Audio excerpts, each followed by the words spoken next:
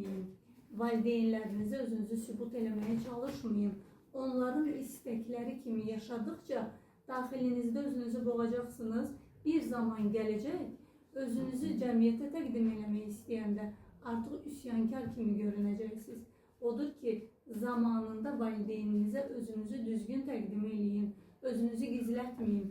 Birinci ilk olaraq övlad valideyn bağını düzgün eləmək üçün övlad bəzən elə düşünür ki, mən valideynimə səhvlərimi deməli deyiləm ki, onun sevgisini, rəğbətini qazanım. Cəmiyyətdə də bir problem olanda hər kəs üsyan edir ki, sənin övladın bu dəqiqə problemlidir. Valideyn deyir, nə məndə, nə mənim ailəmdə, nə övladımda elə bir nüans ola bilməz. Amma əfsuslar olsun ki, bəzən bizim dünyaya gətirdiyimiz kiçik balaca varislərimiz cəmiyyətdə özlərini göstərirlər, amma valideynlərdən gizlədirlər.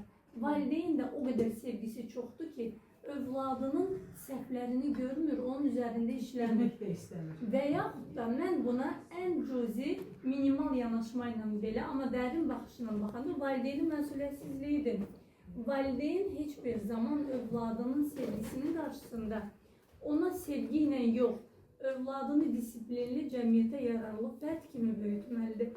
Sevdiyi övladı cəmiyyətə ötürmək istəyirsənsə, onun təhsilini, tərbiyəsini və sağlamlığını üçünü bir arada eləməlisən. Aksaqlıq varsa, əmin olun ki, cəmiyyətdə ən böyük yara məhz oradan başlayır. Biz yaranı sağaltmırıq, blokadaya alırıq, örtürük üstünü, cəmiyyətə buraxırıq.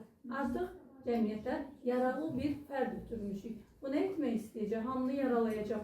Kimisi düşüncələri ilə, kimisi fiziki zorbalığı ilə, psixoloji travmaları Ona görə də uşaqlar təhsil, yenə də təhsil. Amma təhsilin içində ola bilər ki, sevdiyiniz bir peşə varsa, atam məni həkim görmək istəyir, atam məni müəllim görmək istəyir, anam istəyir ki, mən vəkil olum. Yox əzizlərim, bəs siz nə istəyirsiniz? Bax, sizin istəkləriniz önəmlidir. Bir arada gəlib oturanda cəmiyyət arasında kimlərəsə oxşamaq üçün yox, özünüzün brendinizi yaratmağa çalışın, özünüz olmağa çalışın. Mən bugünkü gün deyirlər kimlərsə ondan danışınca birinci özündən danış. İnsan hər zaman problemi birinci özündən